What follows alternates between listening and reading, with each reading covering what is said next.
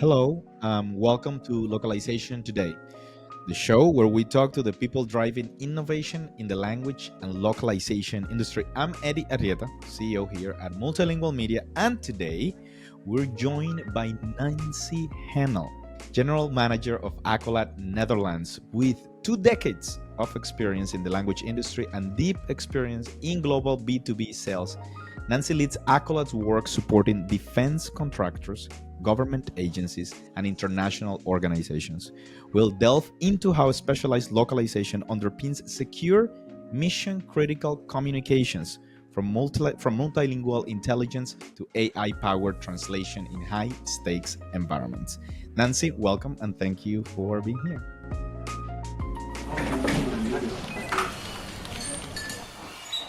Hi, Eddie. Thanks for having me on this important topic. Of course, it's a great pleasure. And I'd say, as we were talking off the recording, we have several things in common. One thing in common is you've been to Colombia. Yeah, So you visited indeed. Barranquilla. How good's your Spanish?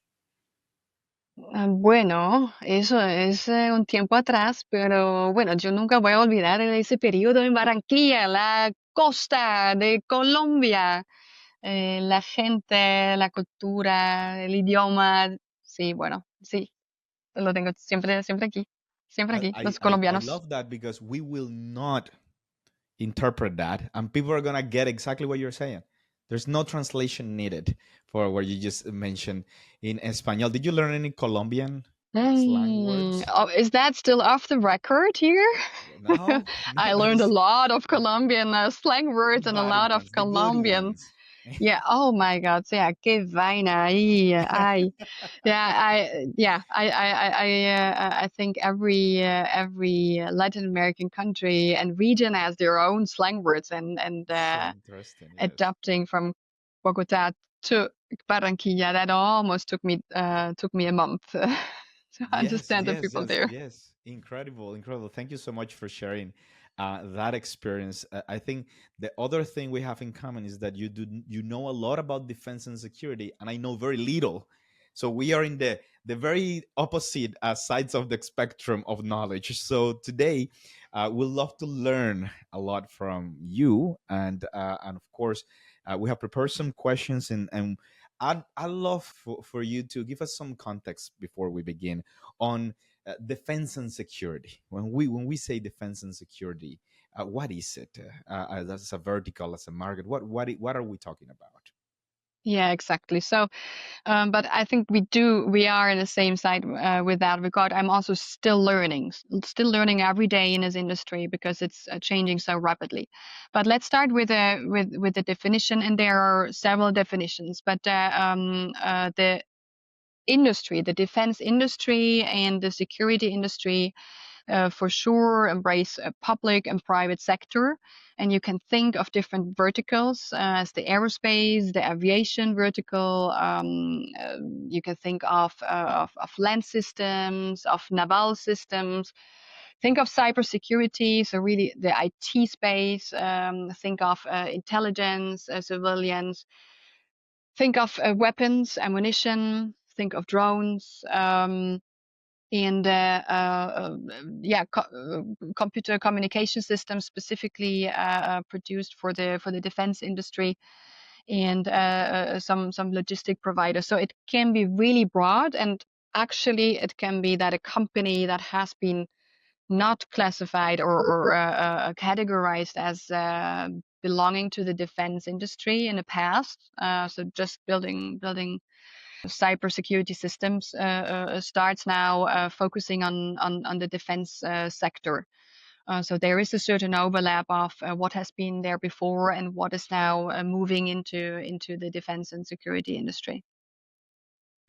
Thank you, Nancy, and I think it clarifies it at least for me, and there is renewed interest in the sector. What's driving this renewed interest in defense and security for language provider and for language providers, and why has this sector become a strategic focus to Accolade? It's a good question. It's not a demand that we have created.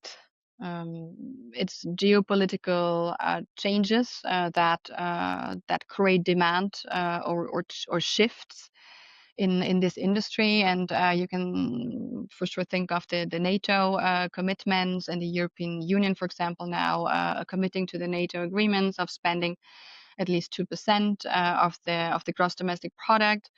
So these are geopolitical factors that have an impact on the demand growth. Acolad has been working in this industry for more than a decade. So it's not that we have created a focus point just yesterday and entered this industry because there's a growing demand. So we have been there in the past, but we notice now with the focus on on avoiding larger conflicts, the government spent far more, and they need collaboration with civilian and private sector companies to achieve their goals. So to give you an example, the Dutch. I live in the Netherlands. I'm responsible for the Dutch scope inside Acolad, and collaborate with colleagues in other countries and regions. And in the Netherlands, the Ministry of Justice, think of in particular the Ministry of Defense, is the biggest organization already in the country, but still they won't be able to achieve their goals with just the resources that they have right now. So they need more partnerships, and they need to quickly increase partnerships with civilian and private sector organizations. And that includes communication, multilingual communication. And Nancy, how impolite of me. I didn't even ask you if you could please introduce yourself. I think we'd love to learn more about the to put in a way the case studies that showcase the expertise. But could you tell us how would you describe yourself as a professional, meaning even an Acolad? How would you introduce yourself for those that are listening right now? Who is Nancy Hähnel in this context? Yeah, thank you for asking that. I have been for more than 2 decades, 2 decades in the industry, working in different areas: service, solutions, product. I've been working my whole life in sales. So although I have a background, university degree in translation and interpreting, combined with economics, I directly moved into building a business. So that's my main passion, to understand needs and to develop solutions to comply to those needs. I'm passionate of technology, and this industry is so rapidly evolving. And at the same time, I do believe in the magic of blending the technology and AI solutions with human expertise, which is unique. And for sure, that's part of every single step in my career, whether it was in business development, heading the sales. I had my own company, translation company, consultancy company, or now in the function as general manager at Acolad Netherlands. I do believe that communication and language opens doors, and it will be crucial in preventing war. It will be crucial in creating bridges always. I believe that. I think multilinguality is much more important than we realize, and we'll learn those lessons as a civilization. I hope and expect soon. Nancy, tell us a little bit about the actual work that gets done. Can you share a brief example of a recent defense or security project that Acolad has helped with? Something that helps us illustrate your specialized capabilities. Yes, I must immediately think of a project which is actually pretty traditional in the language industry. So think of technical documentation, huge, large technical documentation, but with very, very restricted timelines. Mission critical technical documentation. In that case, it was into Russian, and the challenge was that the terminology was really particular. There wouldn't be many available linguists in the market in that domain and that knowledge, and even there wouldn't be many subject matter experts on the defense side being able to validate questions about terminology. So the time criticality and the relevance for the safety of the country was particular, but for the rest, if I may say, was a tradition. This was a traditional project, including terminology and a translation world. But we also do have other projects. Think of sensitivity levels that we cannot just cannot just comply as a traditional supplier. So certain contents or communications need to be done by resources sent to the defense organization, sent in the battlefield or on site with the government. So this is really specific. So these are linguists or resources that are vetted and have undergone a specific clearance to be able to access those specific sensitivity levels of content. It's incredible, the level of intricacy as well as sensitivity in the sector. I cannot even imagine the different layers, and but hopefully we'll get a much better understanding as we progress in the conversation. How have the communication requirements of defense and security organizations changed over the past decades? Technologies must be going crazy with everything that's happening in terms of advancement since the last, let's say, 3 years even. That's crazy to think about. Yeah, so I think the communication requirements have changed worldwide. So any industry, this has revolutionized. So as an LSP, you're facing totally different needs, communication needs, whether you work in a public, private sector, or defense. So that we have that all in common. But think of in this specific industry of the volumes with the scalability.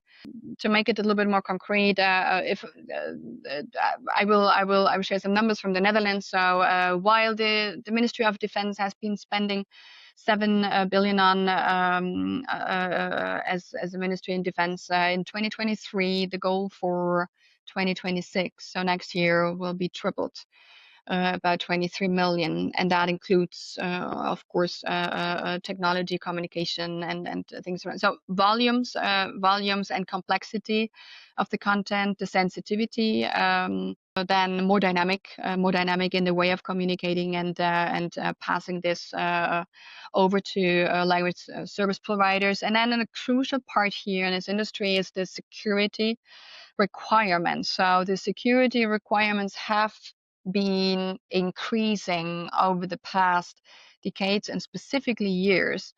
So that we all face the challenge that sometimes the security level is so high that it makes it almost impossible to comply and to fulfill the need. So you might have translation or interpreting requirements there. So the demand is there, but it's almost impossible to serve the customer because the complexity and compliance and security makes it impossible include AI, exclude AI, or exclude certain systems. So that is for sure the complexity in this industry. It's incredible. Like I just said, what role does multilingual intelligence play today that didn't exist, let's say, 5 years ago? Well, multilingual intelligence. Let me my definition here that I would give from a personal perspective. Multilingual intelligence includes systems, data insights, and the way that we use this data. So multilingual intelligence plays a big role in the sense of the data insights that in the defense and security sector are provided and used. They need to lead to quick and good decisions.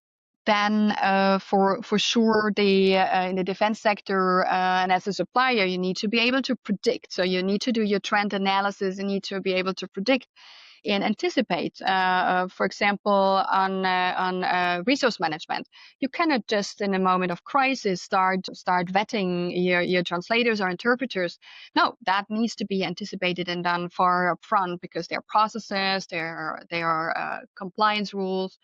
And for sure, the data insights, the predictability is key here, and the knowledge management. And for knowledge management, and also in the basic definition of knowledge management of terminology, management. We need intelligence to be efficient and scale up.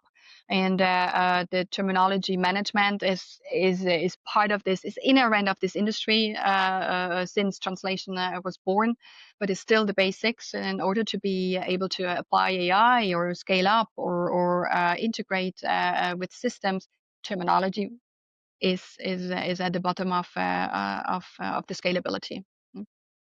Understood. And of course, it's a very interesting to me to think about what you just mentioned about projects that or demand that it's too high in complexity that you cannot even serve that demand. But then there is some demand that you can serve. So those still have, they are still complex and they are still sensitive. So what unique challenges arise when handling sensitive or classified content? How does Acolad ensure security and compliance on those cases that you are able to serve? In the first instance, we develop secure systems for all of our customers. So that's not only inherent to the defense industry, and we need to protect sensitive content for any of our customers. Yeah? But in the field of defense and security, you often are dealing with challenges around strict access control. So a strict access control might limit the way you can collaborate on projects together with the customer, and it might limit the way that you can use your systems. Some customers might have requirements on premise or air-gapped or certified systems that might exclude some of your standard systems as a language service provider. Yeah. So, and then I think one of the biggest challenges is the complexity in compliance. And so let me define what could that be. Compliance could be NATO compliance rules, could be European Union compliance rules, or could be even national compliance rules or organization specific compliance rules. So when we work with organizations like Ministry of Defense, for example, we basically have multiple layers of compliance, and that can exclude a couple of standard systems. I find that very incredible. You'll have to sort out, and I'm assuming also from country to country, the differences can be very, very big as well. How do you then strike the right balance between speed, scale, and accuracy when lives or national security are on the line for these high level clients that we're talking about, ministries of defense, governments, nations? It's an important question. I think speed, scale, and accuracy are the factors that we all need to face in the language industry. So that is common to all the providers in all the industry. But yeah, what when you add the national security as a circumstance, you need to plan strategically. As mentioned, you cannot cover needs ad hoc. So by anticipating needs and converting that into collaboration with your resource management, for example, with your project management and with your quality management departments, make sure that you're scalable at the moment that you need to scale. I can give you an example. The need of Ukrainian translators and interpreters has, for unfortunate reasons, has increased a couple of years ago in a very in a way that the market wouldn't have enough certified translators and interpreters. So we needed to start train people and help them become professional interpreters or translators with adequate learning programs and education programs. Something that I really like of this conversation is this element of understanding the power of built-in infrastructure, and you've you've mentioned several times the power of anticipation and anticipating needs and avoiding ad hoc situations, which can add even more complexity to these systems. And it seems like, defense and security needs to have a lot like that. It made me think about the human body as well, how we have like built-in defense systems to protect us against, certain different types of viruses, which is not like I need them right at this moment, but if I am to see it, it will be painful if they are not there, right? Like the pain of not having that built-in defense mechanism or response mechanism can be very devastating to society as a whole. So I find that very, very powerful as a thought, and I'm curious I now like to. that idea. Yeah. The metaphor that you're using, these built-in mechanisms that are underlying, and at the right moment, you can activate them. Yeah, Yeah. yeah, and it feels like, if you are, I'm not gonna say a serious, but if you are concerned as a government on international security and at least international courtesy, then you should look at multilingualism as a way to build in a reaction infrastructure that allows you to quickly understand, the position from which other nations are coming from with enough context so that you avoid these international mishaps that you've seen so many times just Mhm. because there's something that's been misunderstood or something that's been communicated too early by whomever, right? So it's interesting. It's a very complex network of institutions, people, organizations.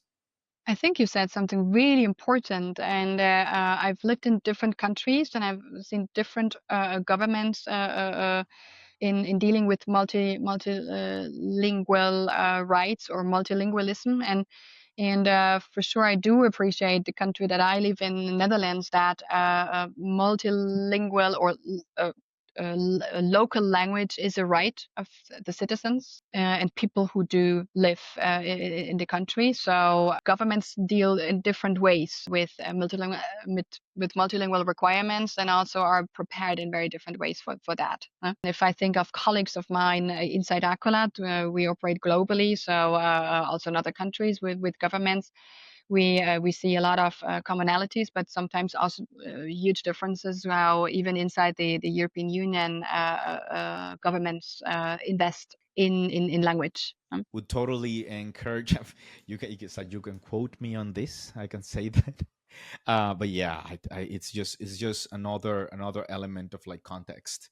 And if you're getting context in your own language always, I think your citizens have to be multilingual. Your citizens have to be multicultural. Your citizens have to be like global citizens, which doesn't mean you're all the same. It just means like you have your own texture, is what we'll call it in multilingual. You kind of like your own nuances and your own flavor, and then you can understand where others are coming from. It's like to be ultimately empathetic as a nation, you gotta speak their language, like Yeah. literally. Exactly, and you're touching on intercultural sensitivity here, which is a very interesting topic, and is related to our topic today, because the intercultural sensitivity can make a difference in peace times, in times of conflict, because it's more than translation and interpreting. So the intercultural competences of the linguists. Are really appreciated, whether it's working at the government organization or in the battlefield close to defense units. Then the intercultural sensitivity can make a true difference in interpreting and reacting on a specific situation. Hopefully, I'd say that would be my hope as a human being. We will experience the end of war as we know it. As we know it these days, where brings in so many of these complexities, but probably those are gonna evolve. Like I see as an example in diplomacy, the best defense, the first layer of defense Mm. structure, which is have a strong diplomatic team that's multilingual, that communicates multilingually. That's probably gonna avoid worse. In the future we'll have all these layers of understanding and nuance that would allow us, but those needs will very quickly evolve. I'm really curious to understand how Acolad is jumping onto that. Are there any like partnerships that are critical to make this happen? The internal tools, the way in which the models are delivered. How is this evolution taking place within your team? Yeah, I think it's interesting that you mentioned the partnerships, and that's an important element because as we are aware of an incredible need for scale, organizations can't do that alone. You can only achieve that through partnerships. So what we do, for example, is to work in partnerships between governments, defense agencies, private sector companies, and trusted vendors. And in these nutshells, we also develop tailored solutions that then are compliant to what in this industry is requested and are still workable for the linguists. And a collaboration also means to operate on strategic level in not only a vertical way, so to approach, I don't know, the Ministry of Defense or aero systems or drone company, or no, it means being part of a strategic political level of decision makers who have conversations about how can AI and how can the investment in language be part of that scalability. Uh, that is I find one of the most interesting things because there I do believe we can make a difference, right? That goes beyond the usual. You win a contract, or you win the trust of a customer, and you try to serve that as good as possible. And we really do develop new solutions together with these partners, and they might be interesting for the whole world in the future. Nancy, I'm curious, and you might choose not to answer, but what does making a difference look like? I like the question because it makes me think for a moment. Making the difference might look like my definition of making a difference is that you can develop something that adds value and has not been there before. That you create a synergy in combining resources and intelligence to provide something that solves a true problem, that you find solutions beyond just a product or a service, but that you combine the dots. And when there's a market gap in certified interpreters, for example, and we know that we have a gap in certain languages already with regard to potential increased communication in certain languages, then collaboration with educational institutions, with academia, can help us close these gaps. Making a difference as a company means that you create something really valuable, and that this makes you grow. Thank you. It really tells me about the why of all of the services that we're talking about and the capabilities from the Acolad team. And now shifting gears a little bit and talking about government agencies, contractors that want to evaluate language service partners. What and to me, to be very honest, it have to be the spirit of things, and you just talked about, right, like making a difference to the service. That to me is critical, right? So I got that. But key capabilities, certifications, what should these government agencies or contractors consider as they are looking into partnering with an organization? Yeah, if you are interested in tapping into this industry or growing in this industry, ISO certifications are play a role. So think of the 21,001, 17,100, 9,001. In interpreting, I'm thinking of the 18,8041 and so on. But it's not only, of course, about certifications. So you need to have in this field a proven track record of being able to deal with sensitive content. Then you cannot solve the whole problem with AI and automation and systems. You need vetted and certified linguists, interpreters, translators, and linguists for linguist strategy. And you need a strong resource management and loyalty programs. You need a good relationship with your your partners in the sense of translators, interpreters, and linguists. You need processes. You need processes, and you need the capability and some resources for adjusting your technological solutions, because it will be rarely that just off the shelf can be implemented as the perfect solution in this environment. Thank you. You basically given the entire blueprint. You can just take it. It's far more than this, if I might say so.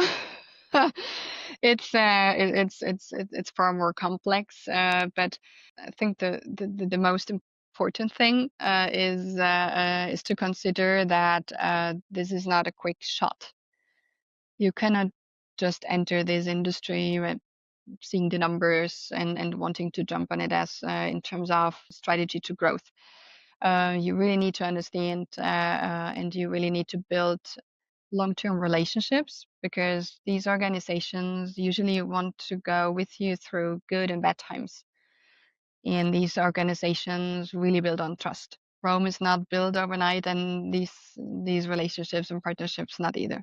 That is a really great way to put it, and it comes back to that concept that you were talking about on the built-in infrastructure. These are things that will take time. These are partnerships that will take time. I appreciate that you mentioned, a lot about the partnerships that Acolad is building. Is there anything else you think we could touch upon? Anything about the future of localization in defense and security that you can mention to us before we wrap up, taking all your insights today?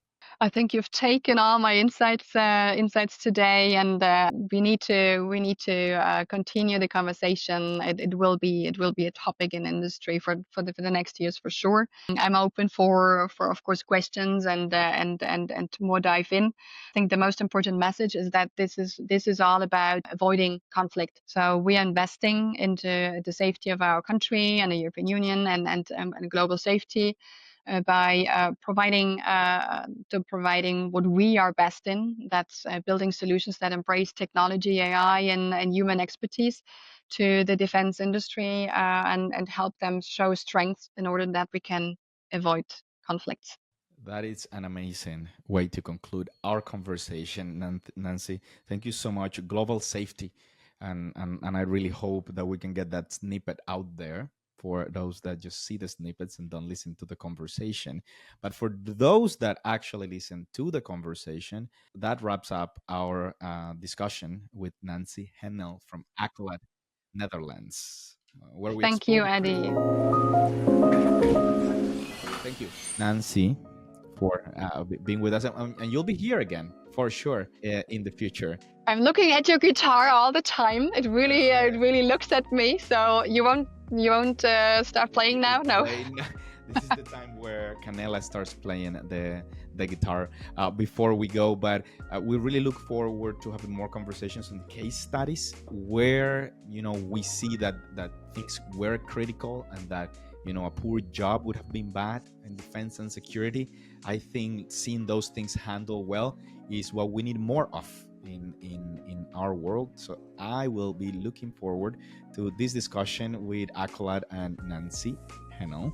Thank you once again. And of course, thanks for listening to Localization today. Be sure to subscribe and rate us on Spotify or Apple Podcasts, and follow us on LinkedIn and Twitter for updates. Until the next time, Nancy, goodbye. Thanks, Eddie, and thanks to my colleagues who also provided the insights and inputs. And see you soon. Bye, Eddie. Thanks, everyone.